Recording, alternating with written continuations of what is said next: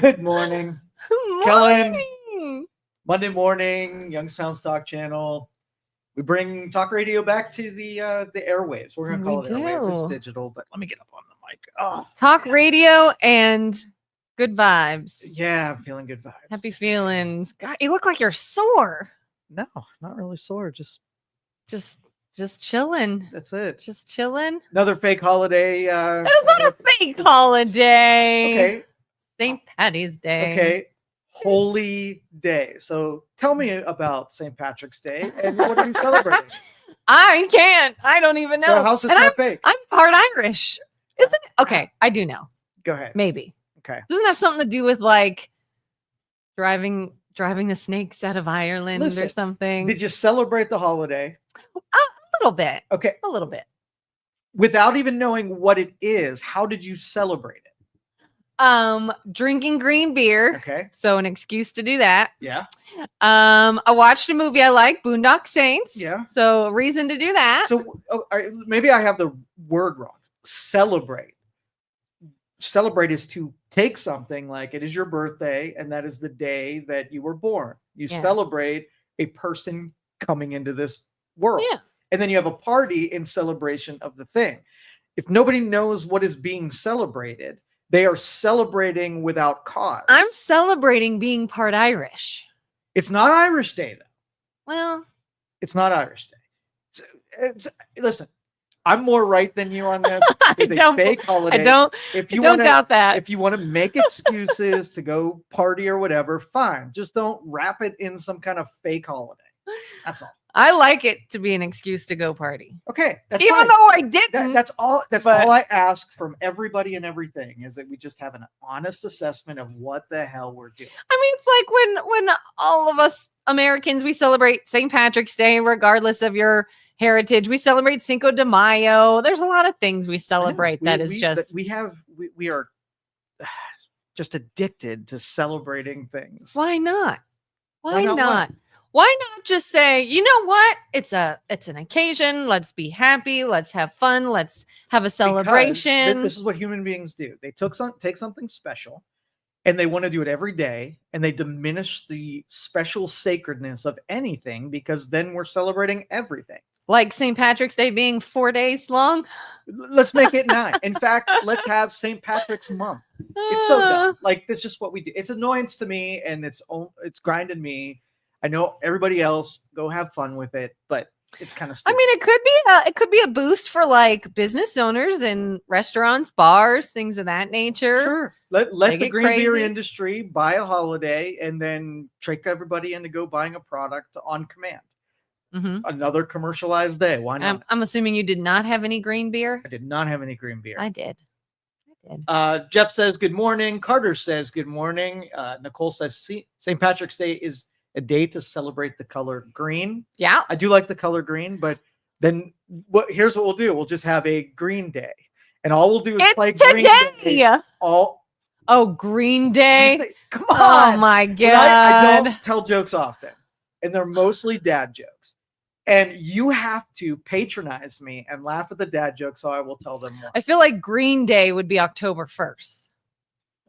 You know why? September ends. Yeah. Right. I get it. You told a joke and I laughed. And then we can wear green and listen to Green Day. Nicole said, and also celebration of beer. So the color green and green beer. It started off things little lighthearted. The world is, going to hell and and it's awful. But did you watch the Crew 10? I saw like a few seconds of what looked like it was some of the astronauts coming onto something else. The space station, yeah. Okay. So SpaceX launched a Dragon capsule, and they had 4 people that went up. And that capsule, I believe on Wednesday, early in the morning, it's going to take the 2 Biden abandoned astronauts. You're going to catch flack for that. We'll get into that in a sec. I love it though. Go on. And they're going to come back on the capsule. And after an 8-month stint on the ISS, they're going to come back to Earth and rejoin the rest of civilization. So it's a happy time. Yeah. So Go ahead, say what you're going to say about the Biden abandoned astronauts. Oh, I saw someone on your Facebook page Yeah. being a bit of a jerk about that. Yeah. And yeah, now disclaimer, the bulk of the information I have about this whole thing was based off of the Joe Rogan Elon Musk interview. So I will admit I have one side to this whole story. But one thing Elon had said is, yes, he's had the capabilities to go get them. He could have done it months ago, but the Biden administration, in a political play, chose not to. All right, let me tell the whole story. And I'm not defending or making excuses or whatever. I'm just going to lay out what's known, and then let's just draw some conclusions and take our best guess at what happened, just knowing the climate and everything. Okay. So Boeing got a contract. So you have 4 space companies that are vying for government money to be able to privately take astronauts to the International Space Station, right? You have SpaceX, you have Blue Origin, you have Boeing, and you have the other one. I don't know what the other one. Anyway, there's 4 of them. Okay. And so Boeing landed this contract, and they ended up doing a budget overrun. The first time they tried it, they had a leak in the capsule, and they had to scrub that one. The second one, which is the one that actually took these astronauts into space, right before launch, and I was watching this launch as well, they held the liftoff because there was a leak in the capsule again. And they determined that it wasn't bad enough leak that they still went on and launched this thing. Once it hit, sort of hit the normal travel plan, it started to have a lot of things start breaking on it. Their comms and navigation system and thrusters, they all had so many problems, and they didn't even know if they were going to be able to get this thing safely docked. But they did get it there. But the capsule was so damaged, they decided that it was too dangerous for the astronauts to come back on the capsule that they went up on, and they ended up bringing it back down to Earth empty because they just didn't want to risk life. Okay, so it was a big black eye on Boeing that they allowed this to happen, and they did such a poor job at it and whatever. So I think the government laid down some cover fire so it wouldn't be such an embarrassment on a big government contractor like Boeing. So fast forward, and part of they have a bunch of docking terminals around the ISS, and there's a lot of different countries that do have capsules. So at any given time, if it were to be dangerous, they could have come down on India's capsule or other number ones that were sitting there. So they were never in any real danger, right? Okay. And so SpaceX was then tapped to put on a rescue operation, right?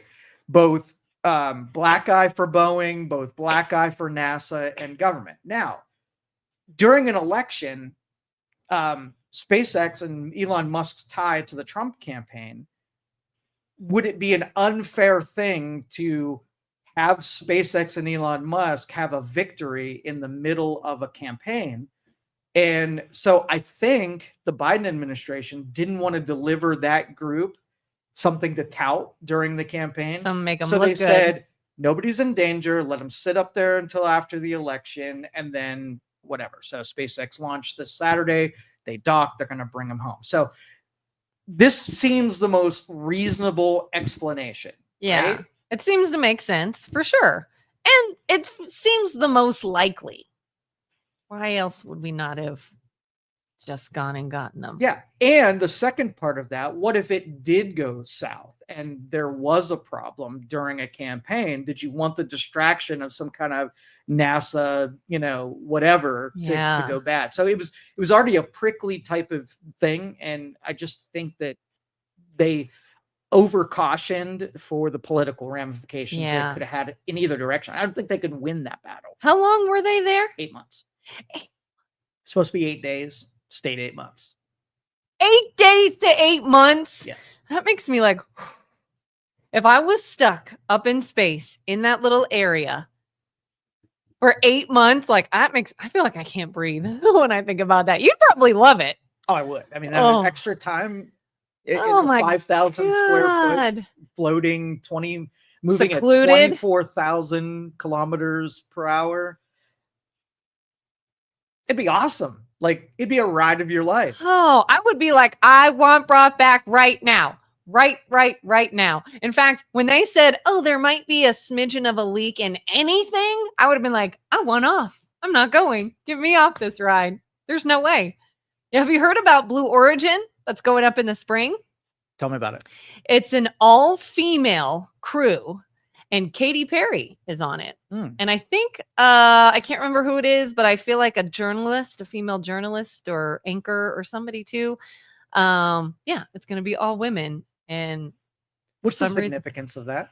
I was wondering, especially when they're taking multiple people that are not astronauts. Just Katy Perry obviously is a famous pop singer, and then there was another. And I'm like, is this? It's not historical, is it? Have we had? No, yeah. And they've had a couple of these. They had some non-astronauts, and they paid to be on there. And yeah, like William Shatner. So it just goes up. It goes into low Earth atmosphere, and then it descends back down, and it bounces on the ground a couple times. So it's an amusement park ride more than anything else. Oh, it's not like they stay up there for any extended They amount? might make an orbital rotation. I know that's on their agenda. But the last one that happened, it was a very brief go up, hover, come right back down. Is that like what William Shatner did when he went up there? Yeah. Okay. Yeah. I'm just like, are they taking, artists and things up there in hopes of them having more content? No, it's an amusement park ride. It really is. A really expensive one. Yeah. But let's get back to the all-female thing. Like, that bothers me a lot when they make these spectacles and it's supposed to have like some subtext, but there's no subtext. Well, that's why I asked, is this historical? Is it the first? But it's not even the first all-female crew, right? Or is it? No, it's probably the first all-female one. Well, that's kind of interesting. How? I don't know. I feel like women right now are getting a bad rap. Like, I've been seeing a lot of jokes on social media about planes crashing with female pilots. Yeah. And somebody even posted like, Happy National Women's History Month or whatever with a plane turned over. Right. I don't know. Do you think someone's trying to like maybe a little like PR stunt or hey, women can do this kind of thing? I don't know. When you do crap like this, it's what you purchase with that crap. I mean, if it goes well and the women pilots are through merit got there and they're as good or better, and so that's fine, right? Yeah. But if you take a crew and make it all women, and then something goes south, right? The whole DEI thing did that to all of culture, made it gender or race or ethnicity as being the primary and merit of the occupation as secondary. I mean, because my first thing is like, I mean, are there not female astronauts that can do this just as well as a male astronaut? Yes, and so by putting a big spotlight on all female crew, it sort of has the subtext of, isn't that shocking? Good for you, girls, doing something hard. And they're like, the whole girl power thing. And then the people from the 80s and 90s are like, I was an astronaut and I got there because I'm a kick-ass astronaut. Right? You didn't have to put a spectacle together and say, look, the glass ceiling has been broken where women have never been here before. Lots of women have been So in the event that we ever have a female president, is that something you think should have a big, look, our first female president, or should be like, it's president and women can do what men can do. Absolutely. So who cares? Yeah. Now, do you think there's culturally that we're unsupportive and voters have a tendency not to vote for women in executive authority positions? I think some. I think there's a bias that some would feel that a female is too emotional or too whatever and maybe be a little hesitant about it. I've heard of people saying that. Sure. Okay. And is there a freedom in that? I mean, can you have a stereotype, and if you govern yourself and use those stereotypes to make decisions, is that a fair thing? Do you have freedom to be able to have biases? Yeah. Yeah, all biases to have it. So if let's just say you're walking down the street, right?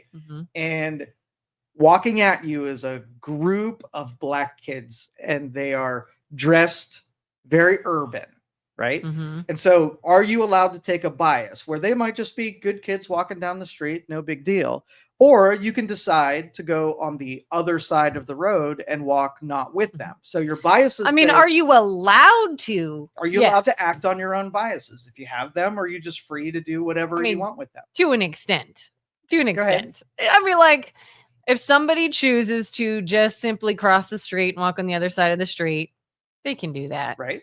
But they can amp it up into being something you can't do. You Like know, what? you can't like harass them, attack them, you know, things of that I'm nature. saying decide for yourself. So you go to vote, right? And you vote for somebody using just your bias. You didn't affect anybody else. You didn't do anything. You didn't act out.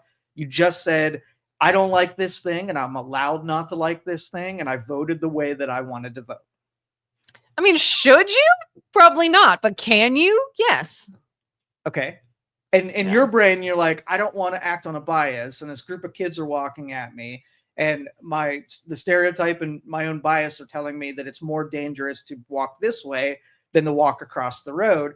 Are you going to say, no, I'm not going to feed into the bias, and I'm going to walk right at it, and it's going to be okay, versus I'm not going to take the risk. There's zero downside to just being over there. I probably would, if I felt like there was a risk, I would probably act on that. Okay.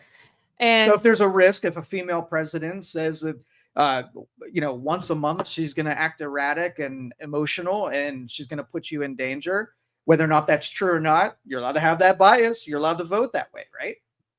You're allowed to. Right. Yeah. Yeah. Yeah. And you can be persuaded against it. Yeah. Hopefully, they have other people in their, environment that is like, hey, let's hold up. Let's not do anything rash right now. And let's go through these different channels of, making this decision. And I mean, I feel like I would hope you would have that, whether it's a female or a male president. I feel like whoever is in office, there are others sort of working with them to be like, hold on, let's think about this first, regardless of what it is. And that's if you wanted to walk straight at the group, I'm cool with it. If you wanted to go across the street, I'm cool with it, because it's none of my damn business how and why you make your decisions. If that's why I say, like, persuasion. If I'm if I'm a female president, I do a focus group, and I'm super interested in why people wouldn't vote for me, then I would have to persuade and answer those questions. I wouldn't be like, you're going to do it because I'm a woman, and it's not my job to bring you over to my side. That's where I think we're at right now, is we purchased a lot of this ill feelings, and we almost there might even be a woman who completely is an amazing astronaut, but because we packaged up this whole accept them because they're a girl, not because they're awesome and strong and able, right? Mm-hmm. We took emphasis off the thing we should have.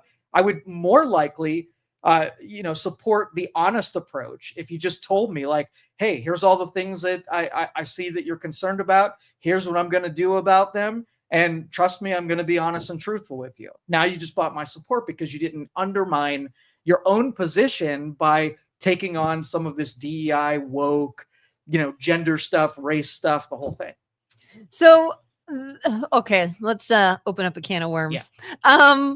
I've heard that back when Biden was going to choose his VP, yes, he directly stated, I want a female, and I would like maybe have a minority, have a female, have whatever. He had these criteria. And some people would say, oh, it's only because he had her in mind that he said that, or he had no one in mind. He just needed someone to fill that description. Yep. You think what? That he was like, hey, I need to fill a description. They did, like I said, that was their strategy. I mean, even Shapiro from Pennsylvania, right? He would have been Pennsylvania. They needed them as one of the swing states. He would have represented the second half of the ticket, but he was a Jewish white dude, right? Mm. And so he didn't get picked. So you got to look at the other side of the coin. Is that you just say, all right, on my allocation, I got to have some kind of minority representation. And if I do a black dude, I got half of it. But if I do a black woman, then I get both boxes checked. And that's the game they're playing. And it's really hard to hold that position. And I think they're going to continue losing as long as they're like, I have some kind of minority quota to fill, rather than I want a great vice president who can do the job no matter who they are. Yeah. How do you feel about students being able to receive scholarships based off of their race background? It's very discriminatory, and I hate it that we're so comfortable with it. Yeah. Did you see? I saw something online. I don't even know if this is true or not. I have to check the source. There's a state. I can't remember what state it is. There's a hospital that parents, after a woman gave birth and parents had a newborn baby, fill out this form. And it literally was, what gender would you like to go by with your newborn? What would you like to identify them as? What would you like to do this as? And they're like, again, this is not the child saying anything. This is parents putting that on the child. Like, what were they assigned at birth? And what would you like to call them? And what would you like this and that? And I'm just like, how much money did those forms cost? And the idea of putting that into practice and what went into all of that, when I'm like, what? We went off the rails for sure. Yeah, it's a little silly. And I don't have a problem necessarily to socially experiment with, truths and whatever. But this one is sort of played out at this point. It's a little too much at this point. Which makes it seem so much like a political agenda. Yes, it is. Because it started off with, like you said, looking into things, looking into people. Maybe a social experiment, maybe a sociology, experiment where it was like, ooh, this could be really interesting. Let's dive into this. And then it became, let's make this a political agenda. Let's make this something that we could put people against each other with. Let's make it something that we could, make a good versus bad, and what kind of person you are based on how you think this is now morphing into something. And everything can become bad. Like, it feels like as a society, as humans, like, we can't have anything nice. That old saying, this is why we can't have nice things, because we take something and then we just smash it, ram it into the ground. Yeah. And the answer is persuasion, and all of these things that it is your obligation. You have two choices. You're either going to persuade me or you're going to force me. And the forcing thing, people don't like forcing thing. And you lose that battle long term because you tried to make someone do something that they were polite about it. They're like, hey, if your pronouns, cool. I don't care what it is, right? I'll call you whatever because it doesn't mean that much. But then the authority of pushing that at a certain point, you're like, dude, I'm just so sick of you telling me what to do.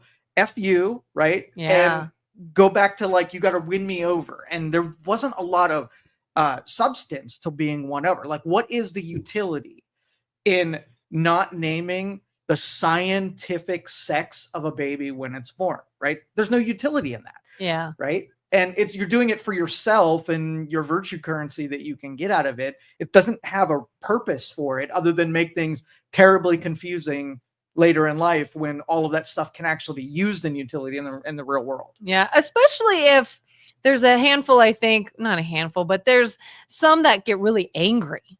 Like if you misgender or you whatever, even when it's not done on purpose, like if it's a mistake, I feel like there's a community that'll get really angry about that. To me, it's almost like if I got angry every time someone mispronounced my name, like I'd be angry all day, every day.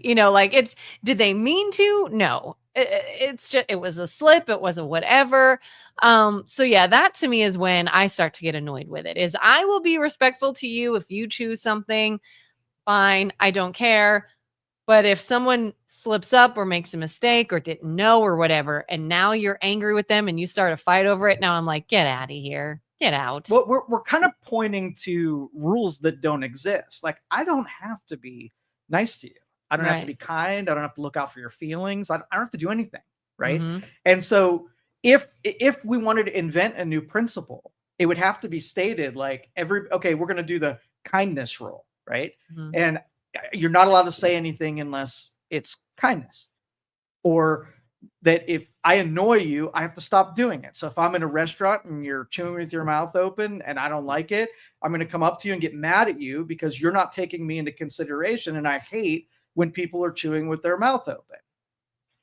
But we're Yeah. not there, and it's not a requirement. Again, back to the persuasion. If we want to have a civilization where people are nice to one another, then it's a two-way street.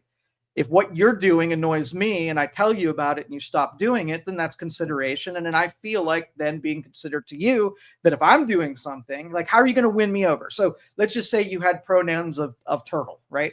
You say, Turtle. Joe, I want to be, turtle is my pronouns, and I want you to refer to Turtle Kellen, right? Mhm. Turtle Kellen. And I'm like, okay, cool. Like, that's weird. And I said, why? Am I not turtly enough for the turtle club? And it's but if you said that, then I'd be like, okay, what are you? I have an unreasonable request too. Let's see how far I want you to call me King Joe. So I call you Turtle Kellen, and you call me King Joe, and then both of us agree that we're gonna be a little bit silly, but cool, it works for us. Yeah. Now I cannot then say I am king. Everybody has to conform, and they have to call me king, or else I am going to go after you with anger and I'm in a little vindictiveness that you won't adhere to King Joe. Yeah, absolutely. There's some comments on there. Dennis says, if people weren't so bad at being trans, they wouldn't be misgendered.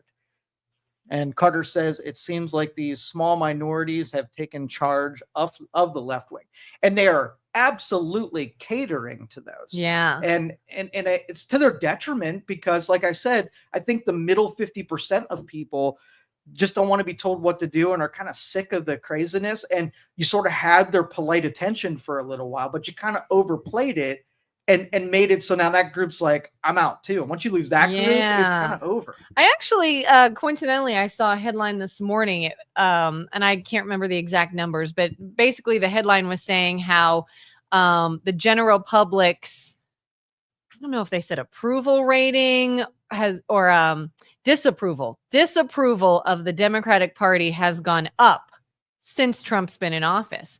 And they said, before the election, their disapproval was like 40 something percent. Now it's like 59% of the general population in this survey is unhappy with the Democratic Party. Why do you think that is? I wonder. Like, I already saw sort of the divide happening during the election.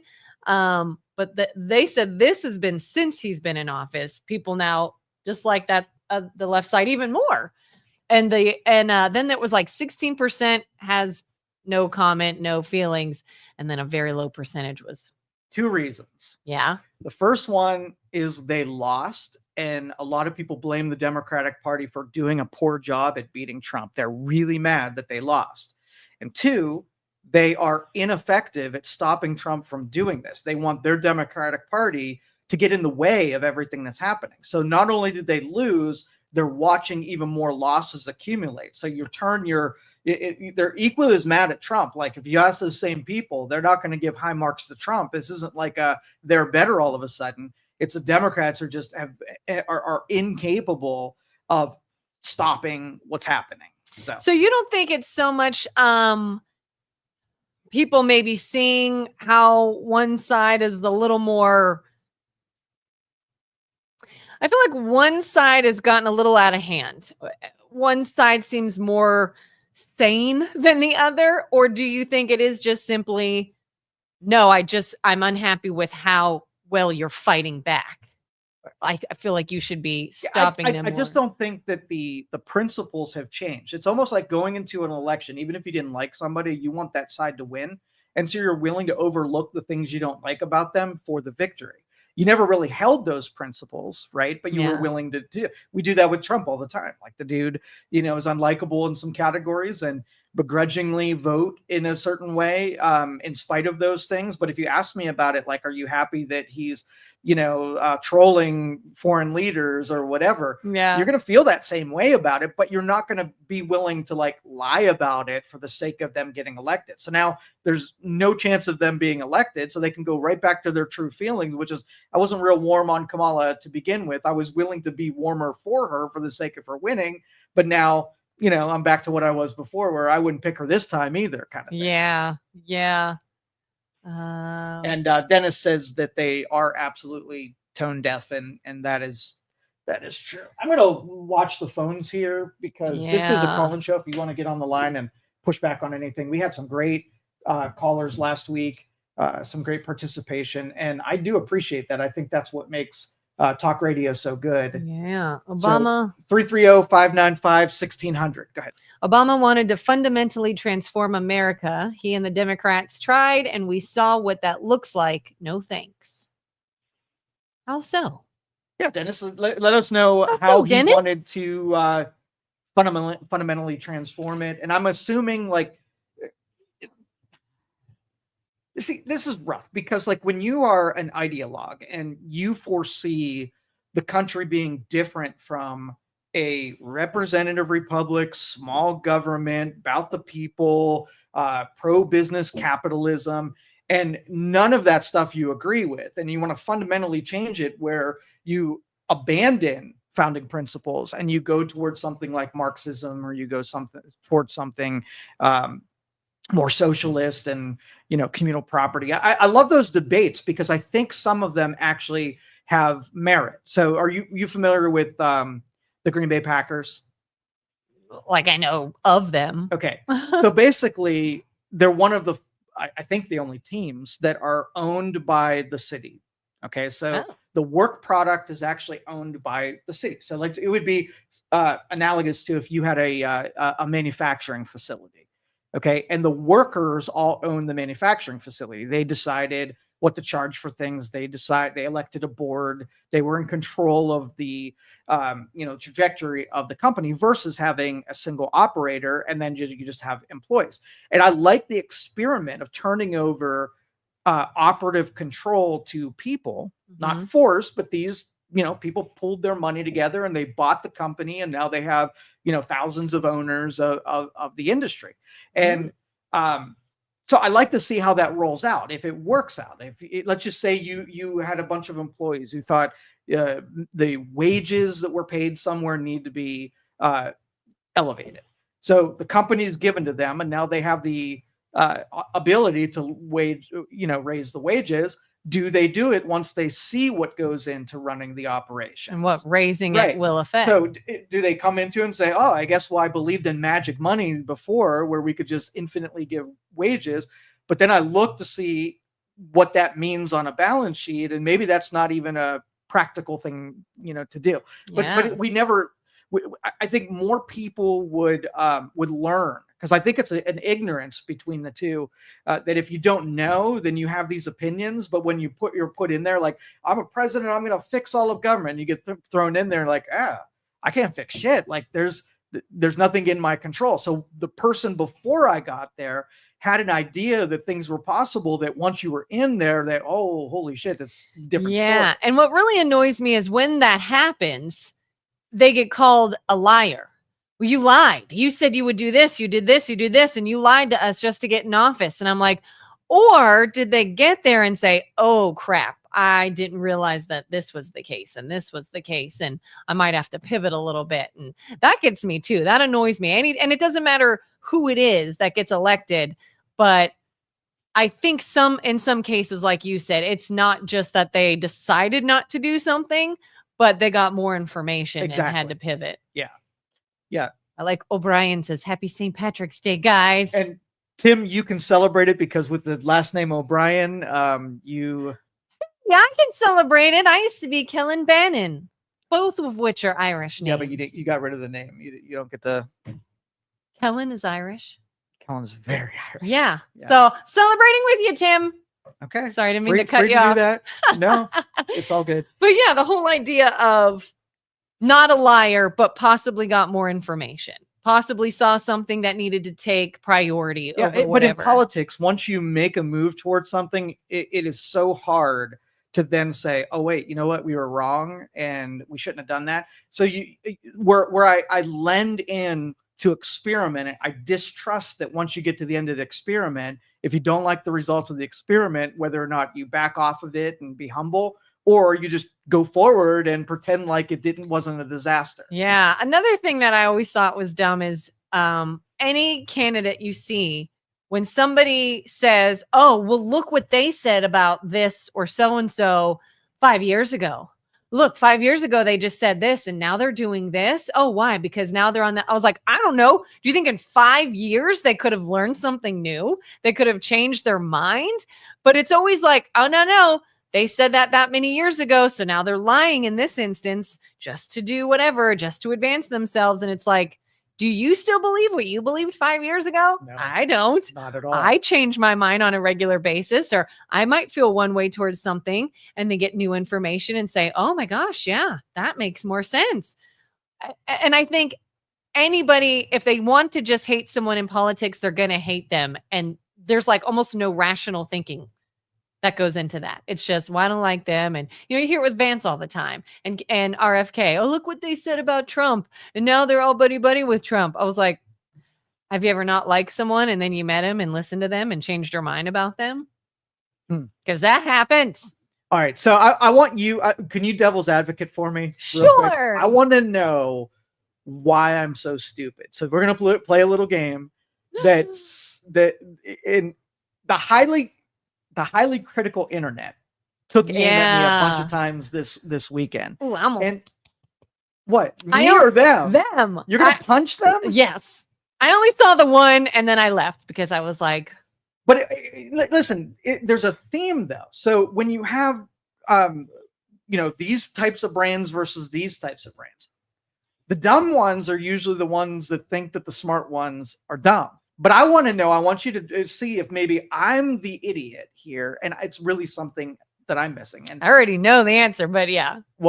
What's the answer? The idiots are the people with the comments. Because, I mean, I get it too. I get so much hate when I watch our like shorts where somebody heard me say 10 seconds of something from a 2-hour conversation we had and they think they know something or they want to judge how I feel. And it's like, you didn't even see the context. I said that, but sorry, go on. So Columbia University was the post that I'm referencing here. And basically all I said is that Columbia University had $14 billion in their legacy fund, right? And so they have an endowment, and whenever somebody graduates from there or, they give a donation to the school, it goes into this endowment fund that's invested.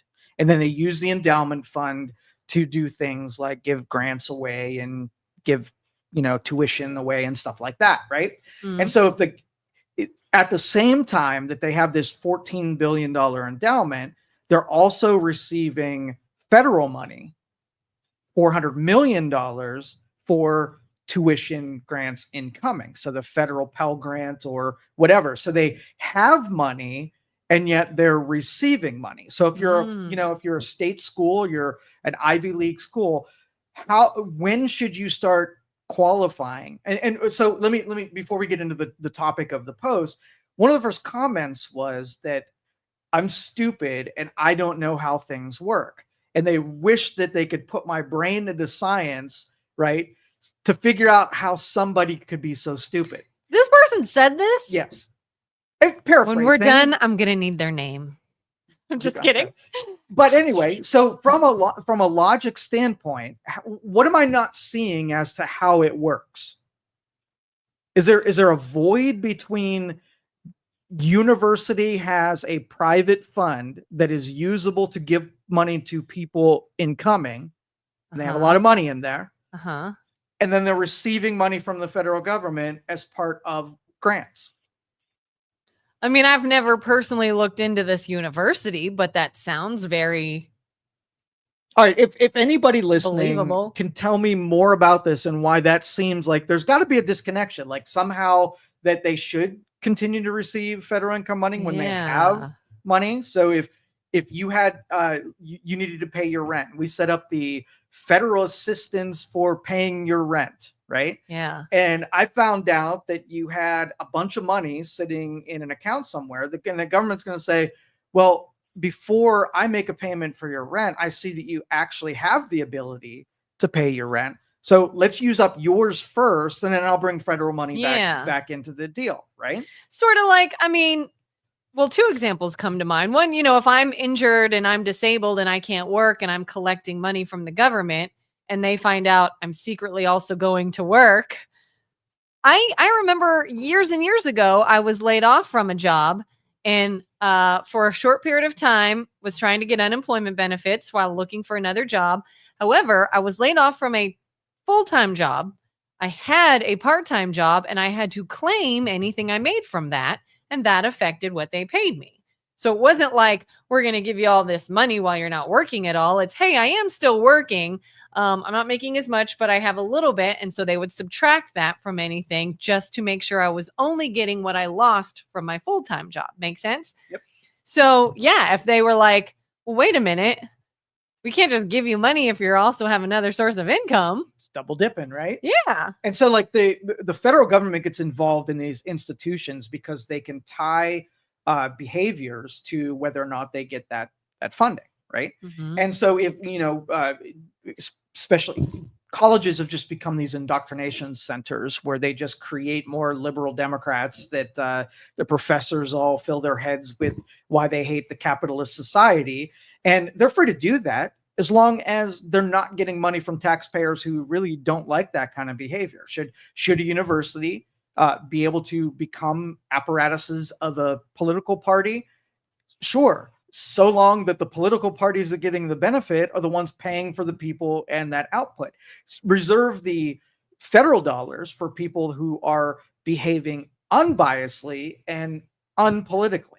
So that's my whole point, is that you can't have a Republican taxpayer sending money to an institution that is not, serving in the interest of them. That's just not fair. That's, it's just not fair. Yeah. Like if it's like, oh, we're going to use your tax dollars to pay for, I don't know, this sewing class that we offer to the whole community. And you're like, I hate sewing. Sewing is ridiculous. Why would I ever want to fund that? Well, you don't have a choice. Because we're going to take your money and we're going to have our fundraisers and take their money. Yeah, so I think that if people privately want to take something they like and give them money, no big. So if you really like paying taxes, you should be able to, if you think people should pay more taxes, you should be able to pay as many taxes as you want. There's a form you can fill out that says, I'm making extra payments because I love the government and everything they stand for and do. I'm sending you more money. But if we decoupled it, unions, for instance, if you are forced to pay a union dues to a union and they start operating and doing things that are not in your best interest, right? Then you should be able to say that the union is a service to me. Their job is to help me negotiate the wage, help me get training so that I could be a really good employee. And if they stop doing the things where you're getting a benefit from the money that you're paying, or if you're paying more money than the benefit that you're getting, you should be able to say, time out. I'm going to go shop it so that somebody can give me a better value somewhere else. So trying my hardest to be devil's advocate. Yeah. The money that is being donated to the university, does all of that then go out, or does some of that go to salaries, overhead? In the endowment? Yes. Okay. So the way that I believe it works is it's kept as a separate fund. It's separate from the university, but connected. So YSU actually has called the Youngstown State University Foundation. That is their endowment management company. It's in a separate building. They deal with the entire portfolio. They have money managers that invest it in the stock market and buy buildings and real estate and all that kind of stuff.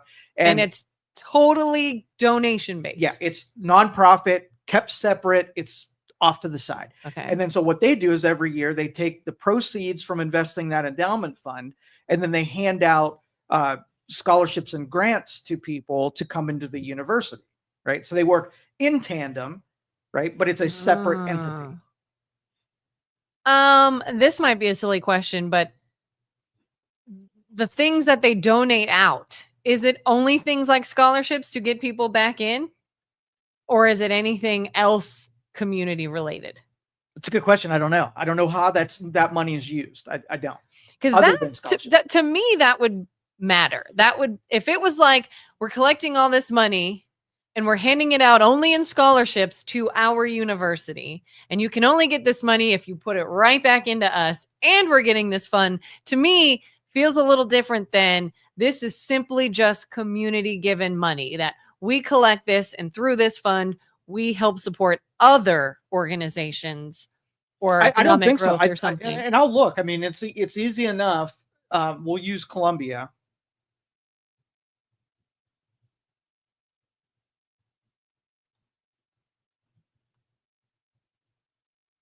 Let's see. 4% return reaching. And feel free to call in too if anyone else has any insight on Endowment this or growth, thoughts. performance, purpose. Columbia's endowment provides a permanent source of funding to support various aspects of the university, including professorships, financial aid, research, capital projects, and more. Look at the one. And Columbia's endowment had an investment return of 11.5% on its endowment for the fiscal year, putting the university on track to outperform peer institutions in investment returns. Yeah, so I guess that answers it, that they do fund professorships.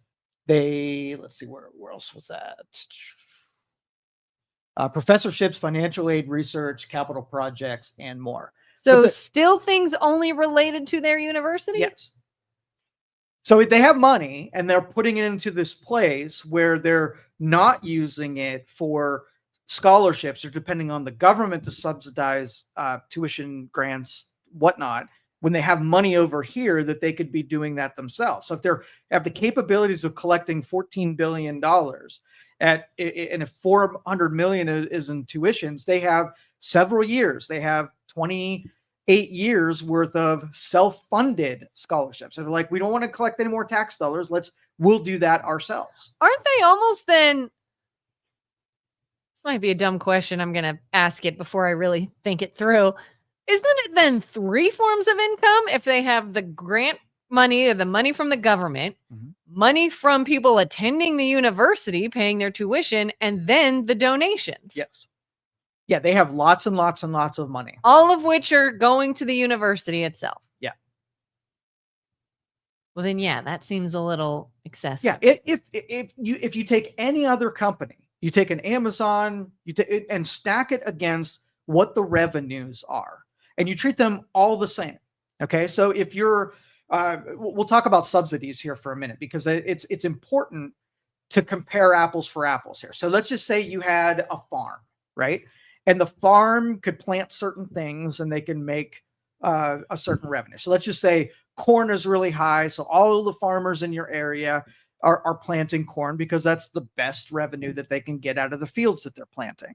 But your area really needs soybeans. They don't have enough soybeans. And I got to come to you and say, hey, I want you to plant some soybeans because we need it. It's in the interest of our community. And I would like to persuade you to plant a different crop.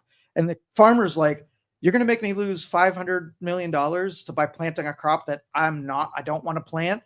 And the government says, here's what I'm going to do. Since we need soybeans, I'm going to give you $500 million to plant the soybeans.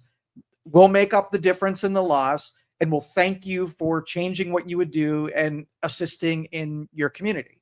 Now, no matter how much the farmer had in their bank account, right?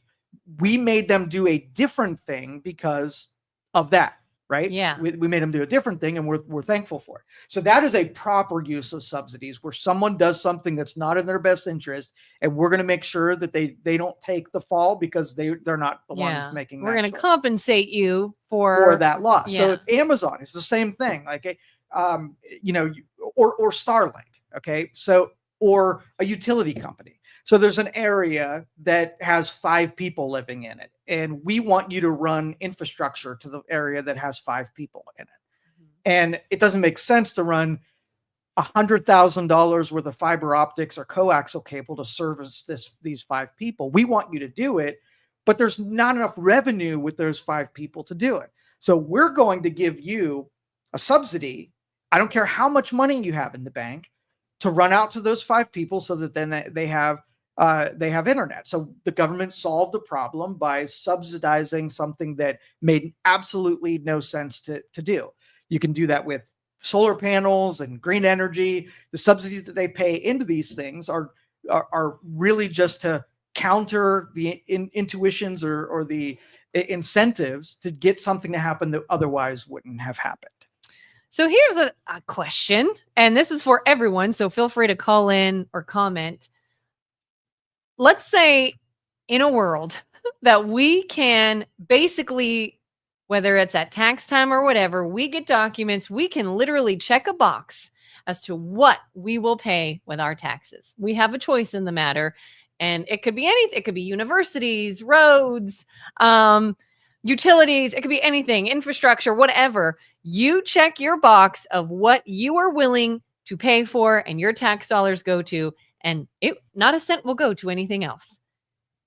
Can you think of anything that would probably be gone? There would be a lot of things gone. And this is, and I'm going to make an analogy because that's what I do here. It was almost like cable television. Okay. In the 80s and 90s, cable television sold you for a monthly fee, 700 channels. Right. Yeah.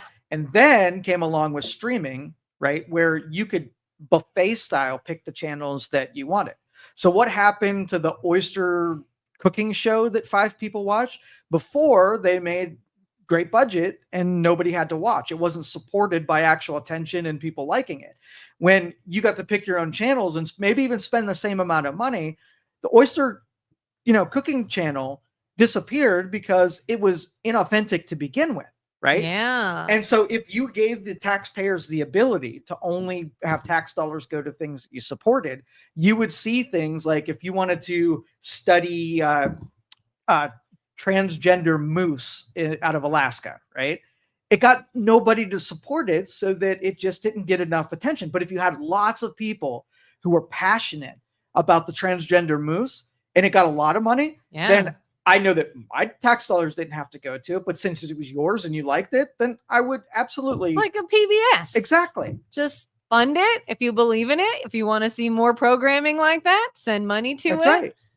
I think K-Love on the radio is the same thing. But the sweet deals come from where it forces you to pay for something that you disagree with. Now, it would be chaotic. I can't suggest that is practical or will ever happen. It would be insane. But the thought experiment would be that, in our form of government, we should put most of our attention on electing representatives that will do that checkbox. Yeah, kind of say, hey, we don't need this. So if you don't, let's just say you're a representative and I put you there because you hate taxes.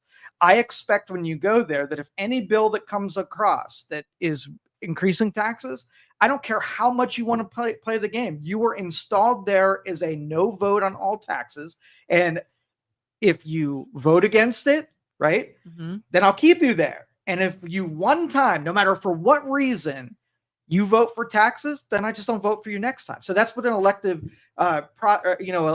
representative process looks like. And I think that politicians don't do it. And the more clouded they get with how taxes are taken out of your check, right? Yeah. What if you had to write that check every April 14th? They didn't collect it. They didn't make me as the employer take some every month out of your check. You had to send that check. When you write that gargantuan check, you're going to be pissed off at how much they're wasting that shit. Yeah, so, what's my money going to? Exactly. You get a connection with you sending it and them misspending it. You'd put that shit on halt real quick.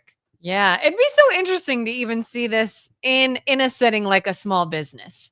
Like you said, workers, I think so much have this mindset of like magic money. Like, I don't care what happens to the business. I'm here for a paycheck. Pay me so I can go home. It's like, oh, well, anything you bring in today, I'll pay you with. And if you brought nothing in today, I won't pay you. Almost like commission only kind of sales. For sure. Because you'd be connected with your actions equal benefit, and some actions get a consequence, and that would be the mathematical equilibrium. I think we're on a trek for AI, and AI is going to create that equilibrium, and I am here for it. I cannot wait until all things are mathematically sound. So what would be gone? You get to choose what money goes to, and all the people say, I will pay for this, this, this. I am not paying for this. What kind of things do you think would be gone? You think colleges would be gone? No, there'd still be enough people that once you rip the sweet deals out of it, they would shrink a bit. They wouldn't be so bloated because they can't afford to be bloated when it's all market based. But as long as they have a slide into their front doorway where, public schools are pushing people right into colleges and making funding and loans as easy to get whatever. Once that all disappears, then it's all the people that are choosing them to send money to them, and they'll have to consolidate a little bit. Have they done anything recently, speaking of college loans, with paying college loans back or interest rates or something? Did they do something recently with that? They did forgiveness. Is that what you're talking about? Or capping interest on it? Maybe capping the interest is what I'm thinking. Because I remember I was very lucky. I went to college and my grandfather started a fund for me when I was born. And I couldn't touch it till I was like 21 or something like that. I was very lucky that I got through 3 years of college fully paid for, and I only needed a loan for 1 year. And the 1 year loan almost buried me. I was like, oh my God, you pay it and then you're buried. And then you make more payments and it goes away. And it's like, how does anybody get out from under this? This is insane. It was like, the more money I put it, the more it would just come.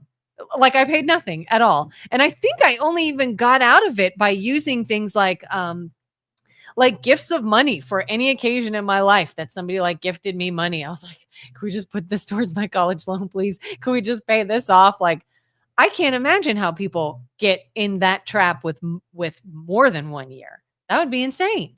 So that's what I was wondering. I was like, I feel like I heard somewhere that they did something with that. I don't know. So if you just get rid of college loans, just gone, right? Yeah. And again, students would have to walk up to the counter and write the check for every class, right? They see what that class. So if, let's just say lesbian dance theory is the favorite example, and you got to write $700 to go take lesbian dance, you might be like, hold up, I don't want to take this class. You're making me take it. I'm paying for it, right? I don't want to take this anymore. Give me a better deal because that part of my education is a scam. If I got to pay for that one because you told me so, then you have all of these dumb classes that are gone. Yeah, right? All your like electives or whatever that you have to take. You are really paying for that class. I just wrapped it in a capsule so that you didn't see where the money was going and where. And so you tolerated taking the lesbian dance thing because it was just grouped in with all the other things you're taking.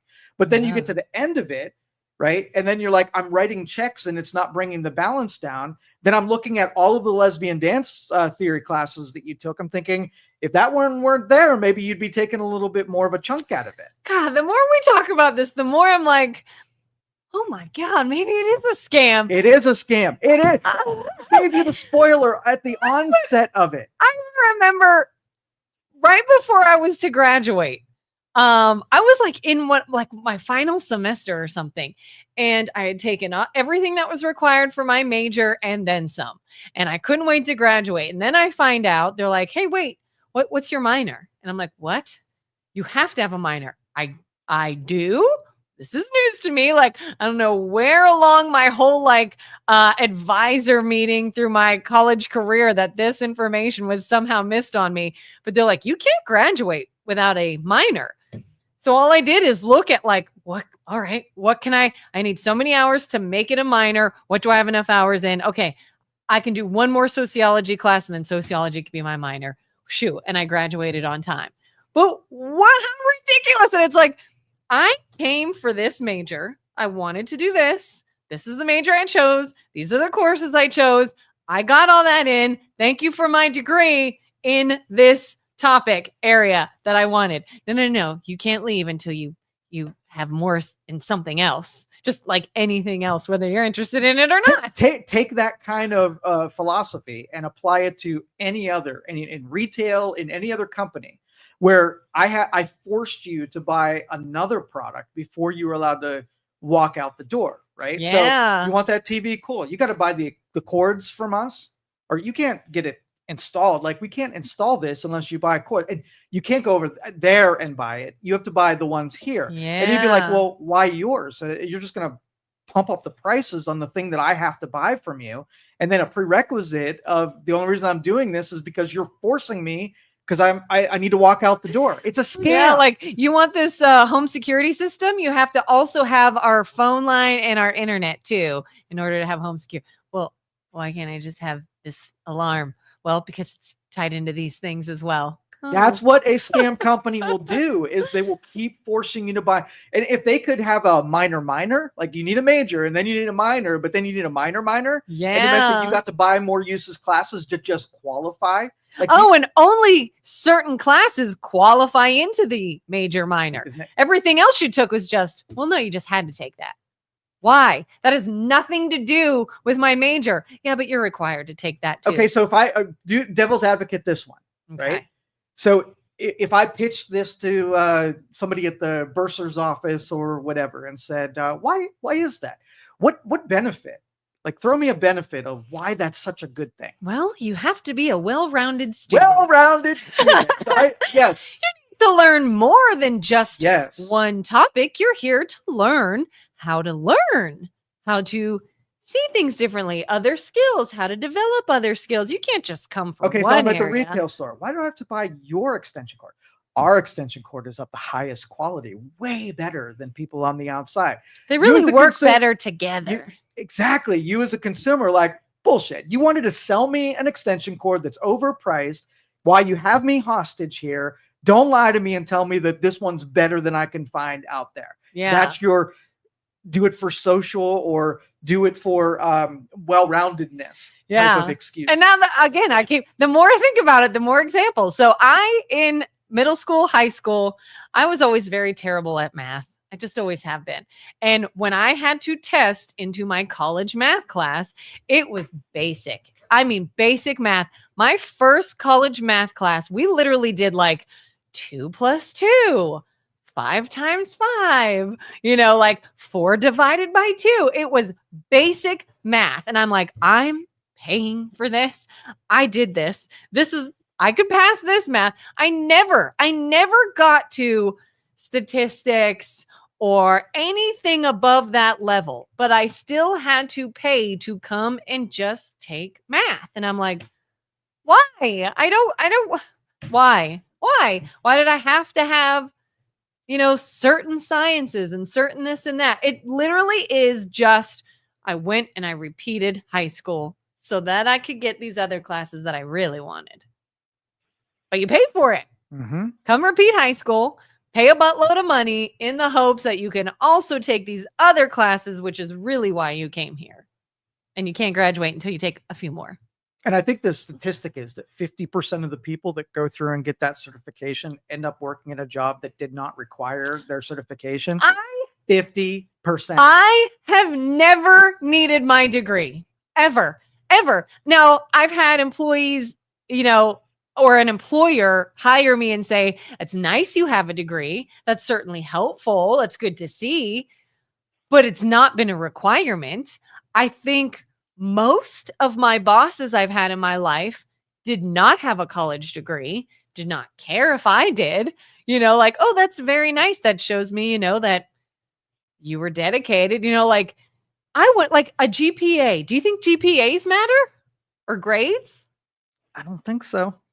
I've never in my life had anyone say, but look can at I see your high school culturally transcript? accepted it is when it doesn't even do the thing that you're buying. Unless you're like a doctor or something. Another generation goes through the machine of selling you classes. I remember the first time my kid took Taekwondo, and I was really cool that he was going to learn the skill and whatever.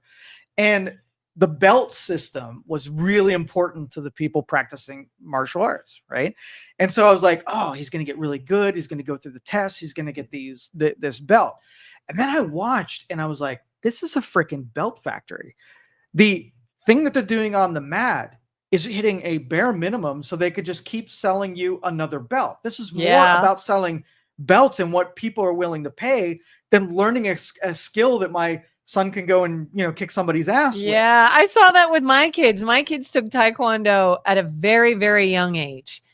And they made you think, well, you better go home and practice because you have belt testing coming up and you need to know how to do this, this, and that. And we all know no one ever failed. No one ever didn't get their belt. Or they couldn't sell them a new belt. Yeah, because we paid for the belt before the day of testing. Like, make sure you guys buy your belt so we can give you the belt on the day. I was like, oh, but what if they don't do well? Interesting. Still leaving with but a anyway, belt? that is a scam model where it's a business that operates outside the controls of the marketplace. And if it operated in the controls, that means universities would have to spend their money to sell the end product to other people, rather than us coming into and say, universities are a sacred institution and you shouldn't question why you have to do lesbian dance theory and pay $1,000 for it. Like, don't even question that. So how do you feel about this reason that I've heard a number of times in my life? People hiring workers that have a degree, and it doesn't matter what it is, a degree in anything because they see it as you are able to commit to something, stick with it. You're able to learn and be taught. So that says to me, I can train you. I can trust that you're not going to up and leave because you got this degree. Any validity in that, do you think? Or Yeah, yes? but you can give me an example that checks those same boxes. Hey, I went and did I worked out and stuck to an exercise regimen every day for 4 years, right? And show you that I have the ability to stick with something and not like phase out, right? So if that's really only qualifications, it's suspect that there's one place who can prove that you can work hard, right? Yeah. Here's my gym membership. Here's my Gold's Gym, if that's even a thing anymore. And this is every time I went to the gym. You can see it was Monday through Friday. I woke up 6:30 in the morning and I stuck with it for all 4 years. And I'm going to look at it and it's going to be the same thing. What did this cost you? Oh, $10 a month over 4 years. So that's $800 and some dollars. Oh, which one did this cost? Oh, this was $100,000. So which one are you going to choose?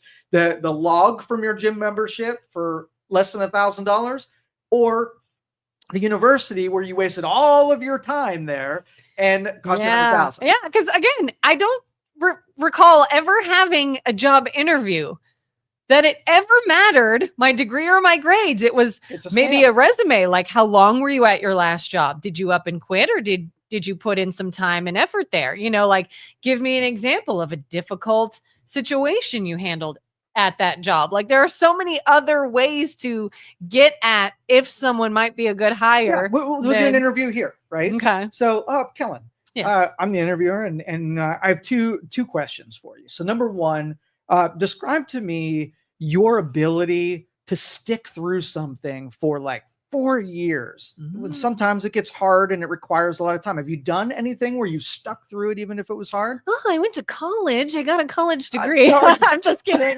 I'm just kidding. Sure. So yeah, well, I would just ask it, and then the second thing, that I would ask you is, I want to make sure that you're teachable. Like, have you ever learned anything and been taught by somebody, maybe mentored, or did you ever learn a new skill, or fix things around the house and learn about engines, or started a new project where you knew nothing and through YouTube videos were able to figure it out?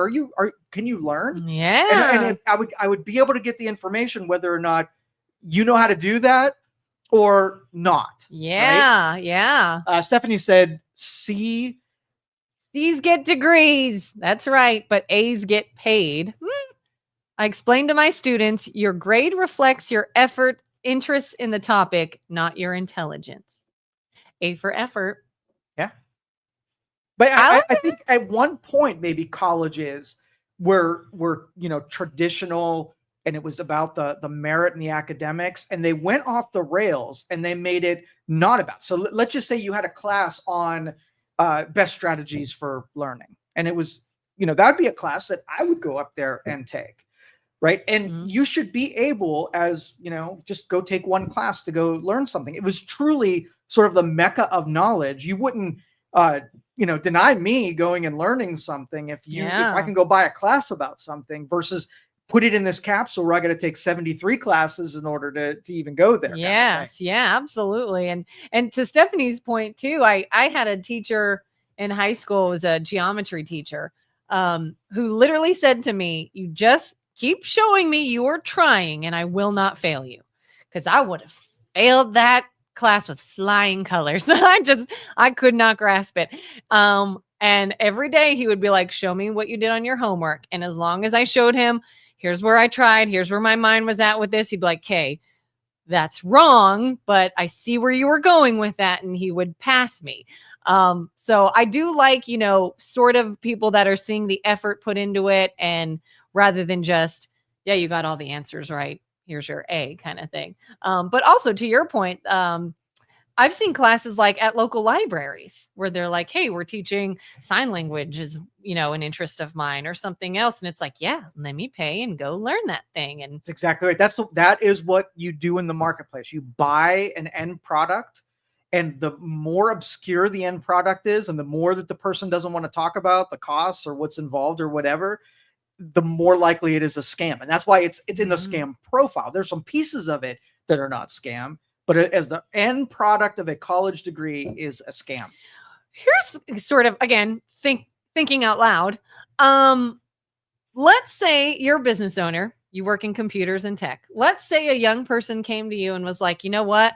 I don't have any formal training at a college or an institute or anything like that, but I have an interest in this. And what I've been doing is just shadowing people doing it. And I'd like to shadow you, learn how to do a few things. I've shadowed this business owner, learn how to do a few things. Are you more likely to hire somebody who does that, or somebody who is like, hey, here's my certificate where I went to a tech school?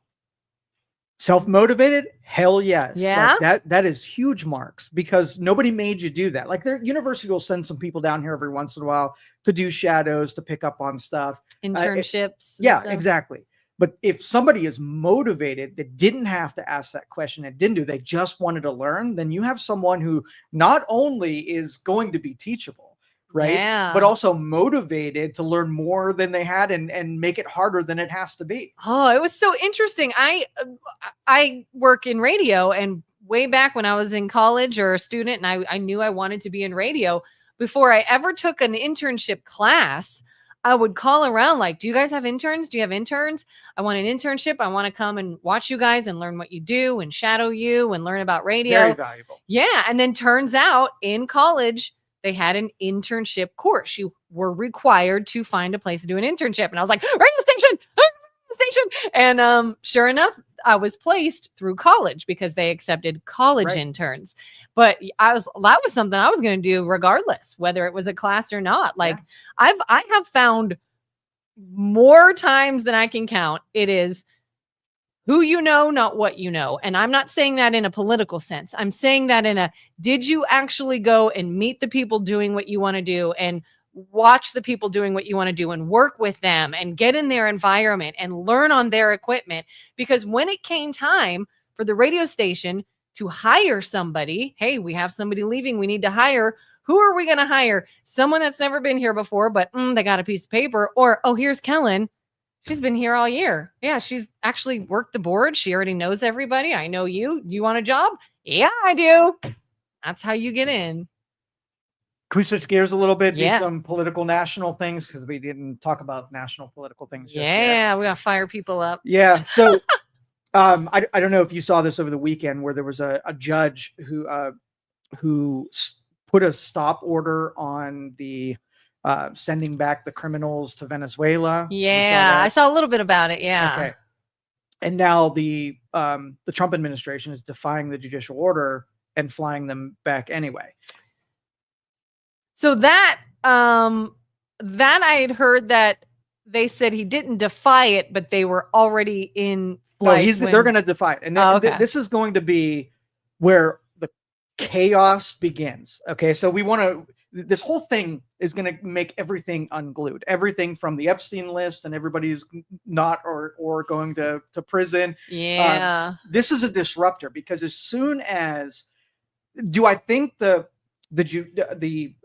judges in some of these states and local courts are overstepping their bounds? 100%. And they've been doing it for a little while, but defying those and showing that government can defy a judicial order, do it anyway, and there's really nothing they can do to stop. It's not like they can use the executive branch to go arrest the executive branch for defying that order. Yeah. So it's a different game, and it's territories I don't think that we've really played in very often. So this again is the first little weakness of the glue separating a little bit, when the judge says it and the executive branch says, yeah, I don't think so. I'm not going to adhere to that. Screw you. I'm going to do it. Do we know why did the judge stop it in the first place, sending them back? Do we know? I don't. I can look it up though. Yeah, that would be interesting to see why they tried. Because are we sure that the group that was being sent back is a group of gang members in this criminal organization? Yeah, back to Venezuela. Okay. Despite court order. Why was there a court order? Let's see. Gang in the U.S. And again, anyone who knows, call us. 200 alleged members of Tren Aragua. A single judge in a city cannot direct movements of an aircraft full of foreign alien terrorists who are physically expelled from U.S. soil. Let's see. No label basis. Turn events represent a remarkable That was another thing too. A single judge and a single. I was like, well, what kind of judge was this? Why did they have the authority?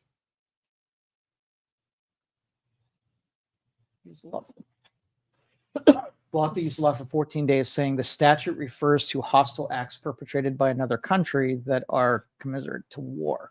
Trump says it's justified using the act. So he's Okay. challenging whether or not the statute for kicking these criminals out, hostile acts perpetrated by So another Trump country. said, I'm sending them out for this reason. Yes, and the judge said you can't use that reason. You can't use that reason. Yeah. I see. It's not criminal acts of war or whatever. Joe's C word was a game changer in education in more ways than people realize. Joe's C word. What C word is that? Joe's C word was a game changer in education. I don't know what that means. Stephanie, let us know what C word I used that's a game changer. Because if it's a game changer, I want to know what it is. Yeah, game changer. How did you sleep last night? Is that a mattress commercial? Or is that a serious question? How did I sleep? I slept a lot. Have you seen those commercials? Yeah. How did you sleep last night? How'd you sleep, by the way? Are you over the whole time change thing? Over. I slept okay. We've been having crazy wind lately, and COVID. And the wind was loud, but yeah. So COVID was a game changer in education in more ways than people. Oh, that's very true. I mean, at least for little kids. Say more. So you mean with students or with the educational infrastructure? I guess both. Like my kids had to learn remotely, which I hated. But everything was remote learning. And we would even be told by the teachers, listen, don't worry about this. This is a whole other situation. Nobody's going to fail. Nobody's going to do badly. Everybody's going to pass. We're kind of just giving everyone this mulligan because we're in this weird COVID situation, but make sure they're on the computer. Try to do some homework. This is going to be a throwaway year is basically what we were told. So that's interesting. It was different. It was a different time. I think what you learned from it, if you learned from it, like for instance, everybody learned that people are disgusting and they hemorrhage all kinds of stuff out of their mouth. So if anybody was cleaner and didn't cough on people and sanitize their hands, to know that. It did. It did. During that period of time, I was loving it because people were actually concerned about sharing all of their dirtiness with everybody else. Yeah. And I'm hoping that we're like, oh yeah, it was kind of not hard to be a considered human being that didn't cough on other people. Like, for example, so masks, we're going a little off topic, but like masks, when I see someone today that wears a mask, I feel like half of the population wants to make fun of them thinking, why are you still wearing a mask? Like what, you can't get sick? I have put a mask on like shortly after we were kind of coming out of COVID, and some people were still masking, some were not. Some places were requiring it, some were not. I've worn one if I knew I had to be in a small space and I was sick. Like, I'm not doing this because I'm afraid of you all. I'm trying to be considerate because I'm coughing my head off. And if this is going to make someone feel better about that, I'll do it. So I can appreciate if someone's like, I'm not feeling well and I have phlegm and snot coming from my face, and I'm going to try to block as much as that as humanly possible. I appreciate that. Let's put a mask on for a cold, for allergies. Why not? Again, I'm being a little exaggerating, but yeah, I think see that it brings trauma to me. Does it? It does. The whole mask? Like, I don't care. And honestly, because it's you and do whatever you feel, but I read lips. I can't hear people unless I can see their mouth. And if they could be talking to me next to me. If they wear a mask, like, I don't know what the hell they're saying. So it was traumatic not being able to hear anybody for an entire freaking year. I know a handful of people that said that they are very hard of hearing and they have to see mouths. Yep, exactly. What did you do back then? Did you ever ask someone, could you remove your mask? Or no, I stayed away from people. It was just a great excuse to not be around anyone. Or I would get annoyed when somebody I was working in an office at the time, and somebody would walk in with a mask on, come up to me and take it off to talk to me. And I'm like, what are we doing here? This is so stupid. Like, you had to put it on to walk in the door and then take it off to get in my face. Can we not? Like, this is dumb. What are we doing? This is the game. And Not a yeah. very fun game, but you can see how compliant people got with things. And, I think the government learned more about us than we did about what the government was about, how quickly they can introduce crisis, package it in a certain way, and get compliance from most people. And instead of getting mad at the government, you would get mad at the other people who weren't being compliant and were being stubborn and critical and cynical about that. And honestly, our enemies learned a bunch. If you want to make the whole world unglued, all you got to do is lob up something. Fear. Fear sells, absolutely. Okay, so here's a bit of a devil's advocate. We talked a little bit ago about this idea of people saying one thing, then coming into a position, getting more information, and changing their tune. Do you in any way believe that COVID for government officials was a bit of that? Was a bit of, we don't know, this could be very dangerous. We are going to require all these things. And then as time went on, they're like, all right, not maybe as scary as we thought. Maybe these restrictions aren't as necessary as we thought, and they just got more information. Or do you think it was malicious and they were like, we're going to use this to control people? The thing that makes the most sense is two theories here. So number one is medical practitioners, doctors in particular. They are trying to take care of you as well as trying to keep liabilities off to the side. Okay. So there are some things that a doctor won't tell you, that they can't tell you because they expose themselves to a liability. So you'd want the doctor to be able to just say it, right? Yeah. Just give you truth, give you proper information to educated people trying to work on a common problem. Well, if the thing I need to tell you exposes me to liability, where if I tell you and if it is true and you do something and you get hurt and you sue me, well, I'm going to not say the thing because of the liability that represents. Okay. If you're in an accident, they tell you do not admit fault, right? It might have been your fault. You might have been driving and you were looking at your phone and you crashed into somebody. And the insurance company is like, if you go up to that person and say, I'm sorry, I wasn't paying attention, I caused this accident, you just invited liability that if you don't say anything, right? Yeah. You are protected from a level of that. Fight it out. But because I didn't admit liability, it's not part of what happened. So too much truth can have dire consequences, right? Yeah. So in politics, there is zero. Okay, so if I say to do X, Y, Z, you take the vaccine, I have no liability whatsoever. But if you don't take the vaccine, there's a huge amount of liability. You didn't take it, and I gave you truthful things, and you got hurt. You hold me responsible, and now all of a sudden it's my fault. So using and taking the probabilities of what you could say and how you could say it will guide politicians to be able to say, does this put personally exposing me, exposing my party to criticisms? And so the things they say, there's probably a lot of truth they could tell you if there weren't liabilities that were associated with telling you the truth. I trust people who will take the consequences of the truth and see how it shakes out versus somebody who won't tell me something because there's downside risk for them. Yeah. And I've experienced that. Absolutely. When my kids were babies, the pediatrician I had at the time down south, I had asked the pediatrician about the cry it out method because my kids were keeping me up and I hadn't slept in days. And I said, how do you feel about cry it out? Is this something I need to do? And I was told, well, it is controversial. I said, okay, so what do you think? Well, you could always look at it. Some people like it, some don't. So should I do this? Well, it's personal preference, whatever you think. And I was like, I am going to lose my mind. Tell me what to do.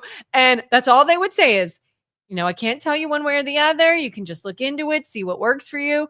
And then I was here visiting family and saw another pediatrician because I was going to be in town for a while. And I said, I haven't slept. I'm at my wit's end. How do you feel about the cry it out method? And this pediatrician was like, do it. You have to do it. And I said, but I was told it's controversial. And I was told that it does this and it does that. And he's like, those are people that have 30-year-olds that can't fall asleep on their own. Do it. If you can't do it, you need to leave town and let someone else do it. But your kids need this. And I was like, and I was like, that pediatrician saved my life because I needed that. Like, I needed you to say, this is going to work and you've got to do it. But I could absolutely see the first pediatrician's point. If they were like, I told you to do something. Something bad happened. Something bad happened. Yeah. But all that would be required is that you give you all the information. Right. If you do it, here are the plus sides. And if it goes south, here's the ways it's going to be going south. And then that's a specialization and a person of an authority that's giving you advisement. They're not going to be. Yeah, this pediatrician even explained what it is exactly. It's not you just do this, but he's like, here's where the controversy comes in because people are doing this. Don't do that. This is how you do it. Right. And I was like, oh, makes more sense. Thank you. And yeah, highly recommended, by the way. Yeah. But I had a similar situation when we had to put our dog down. The vet could tell us about, your dog has this massive tumor. It's a very old dog. Surgery would be risky, but this is very dangerous. But I can't tell you what to do. Well, what do you think? Do you think, we should put her down? I can't tell you that. I can't sway you. Here's what I see. I can't sway you in any way. And thank God there was a vet tech that to the side was like, I'm telling you, this is bad, bad, bad. Like real bad. And I was like, thank you for saying that. Because I was like, I don't know what to do. Because they want to obviously protect themselves, which I get, but. Yeah, but if you knew that government was made up of a bunch of people that were covering their butts and they on purpose can't tell you the truth and they're selling bad ideas and making excuses about its other fault, would you ever give them another important thing? Or are they going to push it through the same system that's going to be the end result? Not going to go the way it should. And when it goes bad, they're just going to lie to you and don't hand me any more important things, right? Yeah, absolutely. All right, what else is happening on the national scene that we haven't yet talked about? I stayed away from the news. It's one of those things where I can't stand people. I can't stand what's going on. I'm not, important enough in it. I mean, I would rather just watch some mind-numbing something on TV. Yeah, that's every so often I have to unplug because I do what you tell me not to do, and I'll read comments online. And people get so mean, like unnecessarily mean. Like I said, they're commenting on something they don't even understand. That's my objection is that you can levy a lot of things at me, and I'll accept them as it's part of my personality. But that's one of them that I'm like, come on. Yeah. The stupid thing, it's like such a throwaway insult. Like that to me says you have nothing else. Exactly. You can't back this up. You can't cite anything. You can't make any more intelligent comment than you're stupid. That's such like a toddler insult. And do you ever get called like a right wing or a left wing? Yeah. Oh yeah, which is so funny because we can get called both. So when somebody was like, "Oh, she sounds like a dumb liberal," I'm like, "That's interesting," because that person just called me like a MAGA conservative. So which is it? Oh, that's right. You watch this much of this much and think you know something. You know, a university should offer class-wise? Disagreement 101. Teaching people how to hear shit that they don't necessarily like or agree with and being able to orient themselves in an intelligent discussion. What if you took a class? Okay. And at the beginning of the class, you had everyone write down or verbalize whatever their strongest viewpoint on anything. It could be political, it could be abortion, it could be Republican versus Democrat, it could be anything that you were strong on. And they argue that and they're like, yeah. And they said, all right, for the rest of these 9 weeks, you have to argue the other side. You have to go to their side and you people have to go to their side and you can't swap back. And now I want to see you debate and you got to win as the other side. Mm-hmm. And just start looking into the other side. Well, and I think an important skill set in that is, not resorting to he's Hitler, an insult. Oh yeah, the moment you insult, that's a fail. You fail the course. And number 2 is inheriting the other ideas from other people, constructing your own feelings based on your own principle. And part of the class might be maybe you don't have any principles. Maybe there aren't any rule sets that govern you. So you go out to a newspaper or an article or listen to talk radio and then you just inherit something somebody else has. You don't know why they came to that conclusion. You don't know the math that's in that conclusion. But I can argue something with you at bigger depth when I have an understanding of why I disagree or agree with something that isn't just, oh, Kellen said it and she's kind of smart, so I'm going to sound smart too by just saying the same thing that she did. That's another failure. So that would be almost like taking someone else's research and using it as your own. Taking somebody else's talking points would fail my class. Absolutely. And here's another way you can fail. If your sources that you're using to say, hey, I'm right, and here's why I'm right, here's where I found the info, and that source uses language like could happen, might happen, if this happens, this is possible, and you take that as verbatim, like this is going to happen because this said so. Did it though? Did it? Because let's look at the language. Did it say, if this happens, it's possible that this might happen? Because that's not something that happened, right? That's let's throw some biased language too in this class. Well, it's going to be a good class. It is. And I would take that over lesbian dance theory any day, because you will use that skill the rest of your life. So that whole, and my disagreement with the whole, homeschooling versus, the going to a private or a public school around other kids, because it's cited socialization is important as part of the education. And I'm like, I would agree with you if they taught socialization, right? Yeah. They taught people how to not separate them into cliques and group themselves based on their ethnicity or their gender. And those are things that if I saw that going on, and if social was so important about being there, then you actually teach proper socialization as part of the curriculum there. Yeah. If you're like, they need accidental socialization where they figure it out for themselves, well, no, thank you. Because if I send my kid in with a group of people who don't know what the frick they're doing, they're going to get bad social cues and they're going to learn the worst of socialization. So yeah, that can't be a good argument. And I think the idea of college used to revolve around that idea of learning how to think critically and learning how to be open to new ideas and things like that.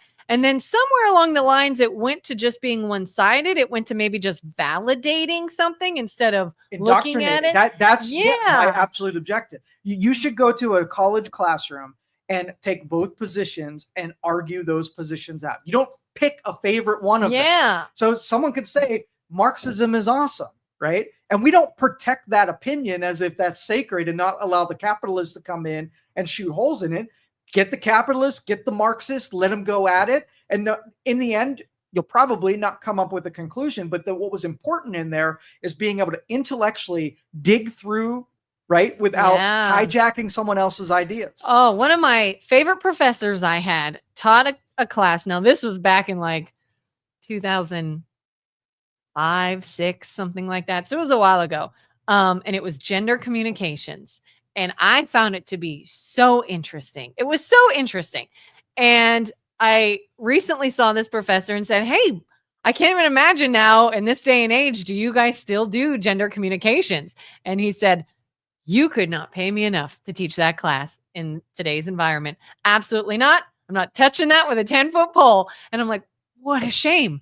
What a shame in a day and age that we could really use an open discussion to get ideas out there, to get people. Let's have that one right now, because I think both of us agree that would be, an amazing thing, right? But it would be controversial because there's a lot. Like when I look through data, I don't care what the data says. I just want the data, the information.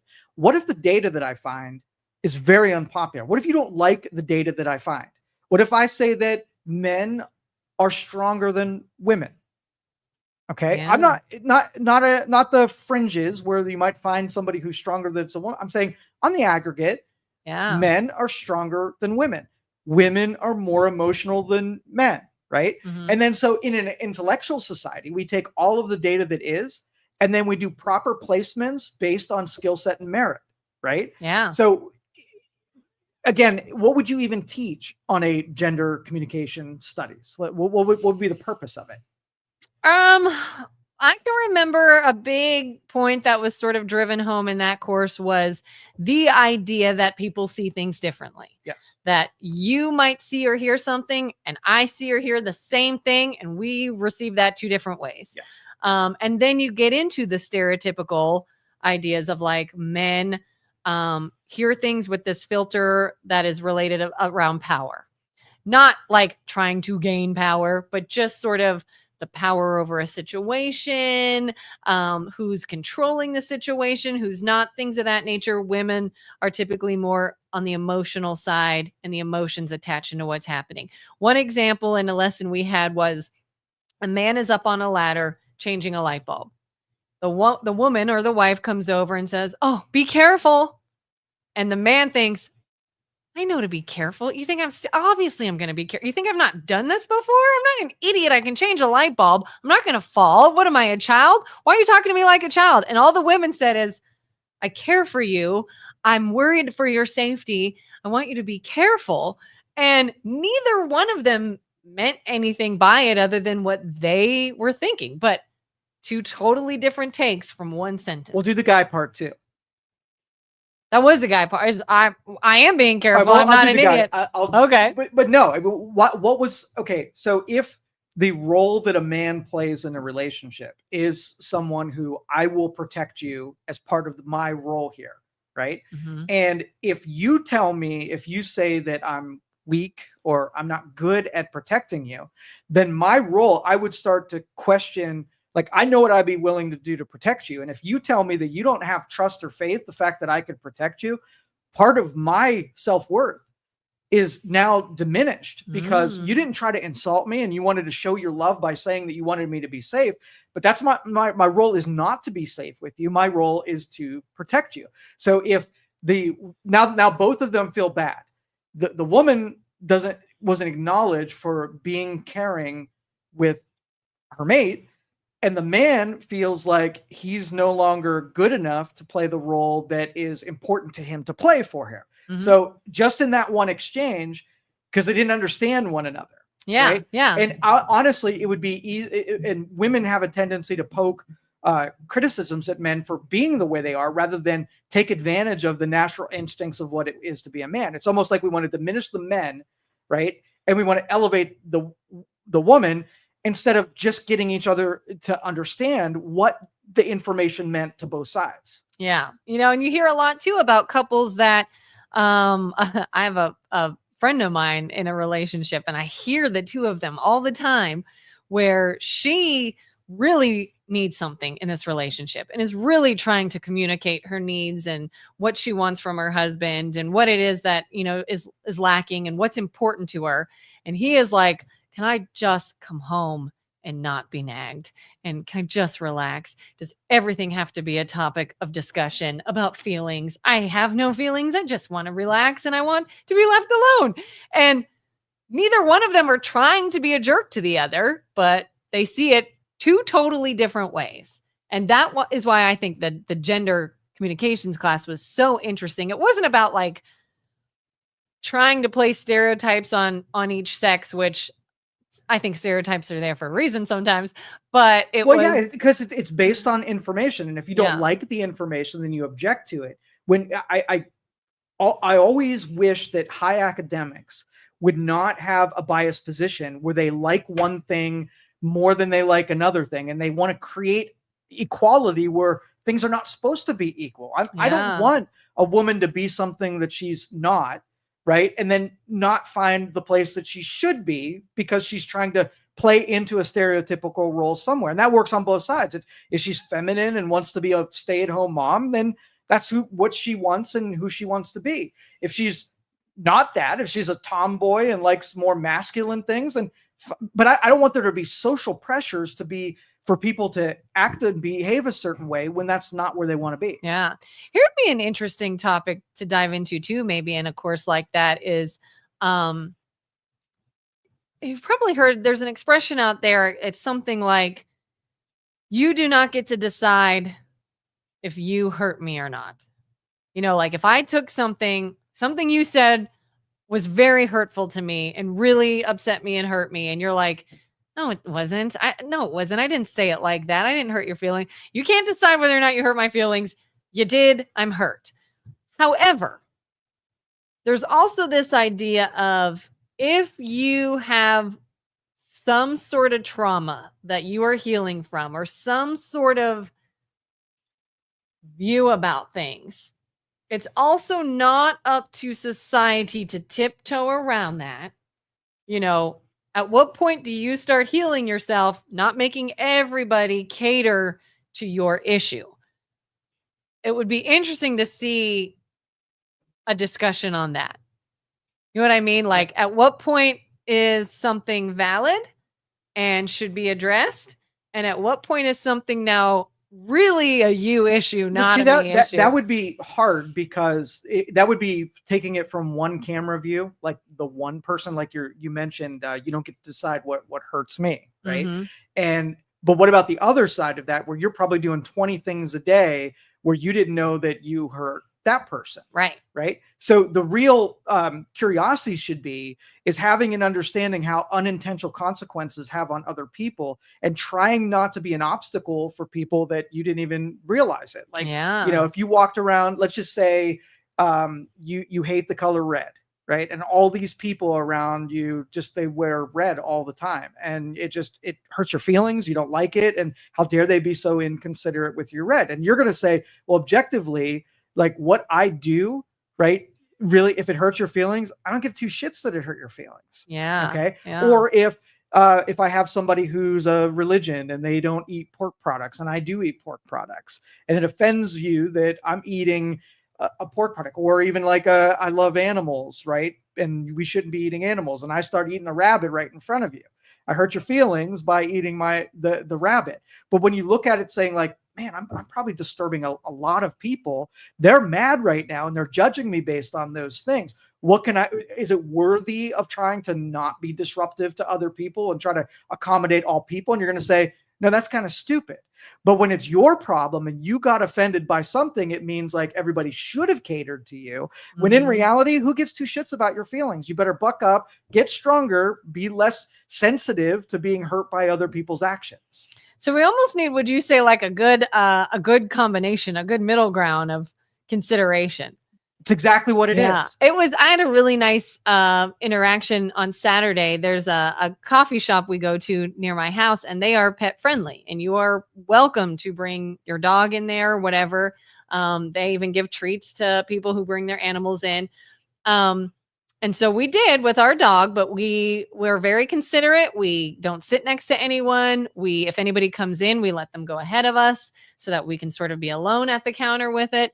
And a couple of girls walked in, and we're there at the counter waiting, and everybody loves the dog because he's very cute.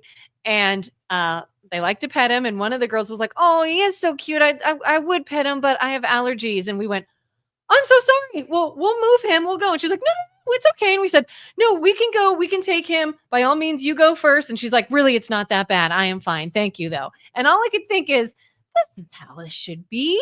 Like both parties were considerate. Both parties were polite. Both went out of their way to say, you're good, or we'll do this or that. But unfortunately, that is the exception, not the norm. Most people would be like, how dare you bring that dog in? And I'd be like, I'm allowed to bring my dog in. Screw you. If you have an allergy, you step back, and everybody wants to be right. Everybody wants to be, I have my rights and you can cater to me. And wouldn't it be nice if everybody was just considerate? Yeah. And in that idealistic utopia world, you can use some kind of like sacred religion that teaches people how to look out for other people and like get mass adoption. So everybody's looking out for other people. And then that is the general rule. 99% of the people are, and the ones that aren't, they're ostracized and highly critical so that they then conform to take care of but other you people. Can't, because then you're trying to control me with your sacred religion. But that is what we chose, right? So you can't point to the thing that is a benefit to the thing you didn't choose. You already didn't choose that one, and the rest of us just have to learn how to get through of not getting our way. And I don't like that I don't have that way. I'd love that. So again, going through the data, and I'm just going to throw a hypothetical at you, and it's terrible, but I'm going to do it anyway. All right, so let's just say you have a culture of spoiled brats, people who are narcissistic and they're looking out for them, and they've got lots of reasons to, because maybe the world is meaner than it needs to be, and the only way that they get ahead is what they can take and take rather than give. So consideration and gratitude, that's not even in their deal. You have a whole generation of these people who are mad that it's not like that as well, but they've learned to be able to occupy that space. They just play the game. And so take kid, they grow up a little bit, they're spoiled as can be. And now when they pull out in traffic, they're so used to other people doing stuff for them because they're spoiled. They don't even know that when, you as being in traffic and them getting in front of you, you're supposed to give into their way and their whims, right? They don't even know any different. That, what do you mean? I'm supposed to give to you, right? They don't understand. Yeah. So they have everybody occupying the same space that are trying to get everything that they can get out of stuff. Right? Yeah. Yeah. What's interesting is keep going. Oh, okay. You talk about AI and how things can be different when AI is in, power. We have all these robots that can sort of just gather data and statistics. So then I wonder, to me, an AI robot is programmed by somebody. Somebody makes the robot, somebody puts the information in AI. So if AI robots are being programmed by that thought process, aren't we then just going to create something that still thinks that way? Or do you think we can turn it around? Oh, and if you just have large language models and they're just looking at even evidence, right? It's going to pick up the biases from the people who put the information in there.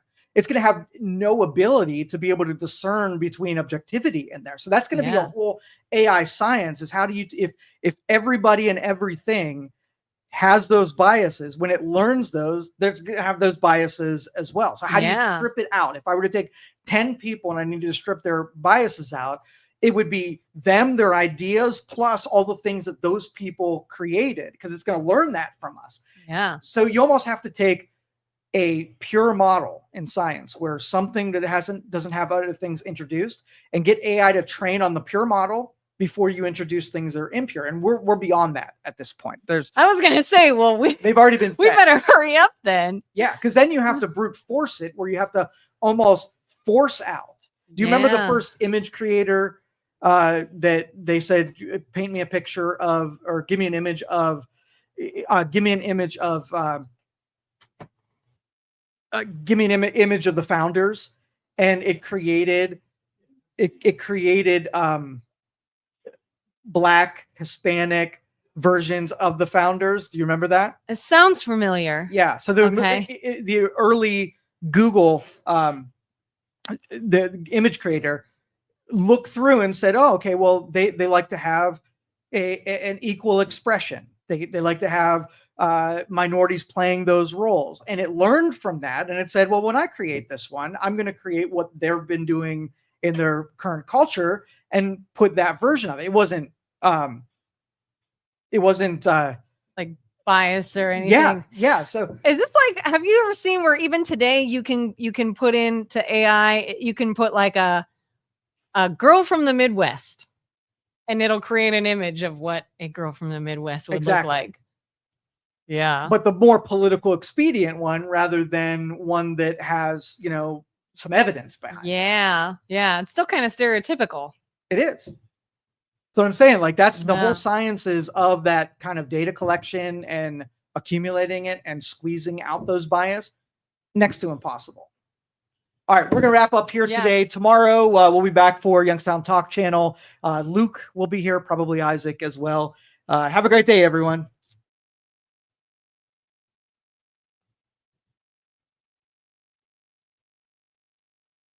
Thank you for listening to this show on Youngstown Studio. This is original Youngstown content. Feel free to share our videos and tell your friends about us. Don't forget to subscribe to our